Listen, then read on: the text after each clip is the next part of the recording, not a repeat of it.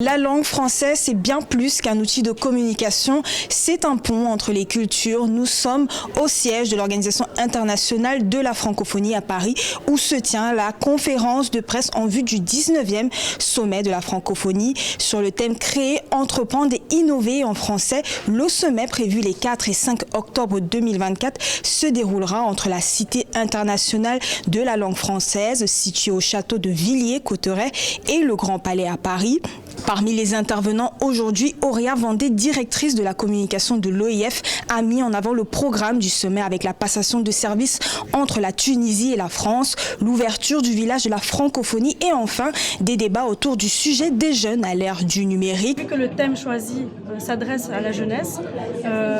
ils ont souhaité, le président Macron et la secrétaire générale, ne pas avoir une déconnexion entre les dirigeants et la jeunesse, mais de les inclure à la table des discussions. Et donc on a vraiment cette année la nouveauté d'avoir des jeunes qui vont vraiment s'asseoir côte à côte avec les présidents et les chefs d'État et qui vont oser avoir le courage de prendre la parole et de proposer aussi et d'aborder aussi, enfin de contribuer à la réflexion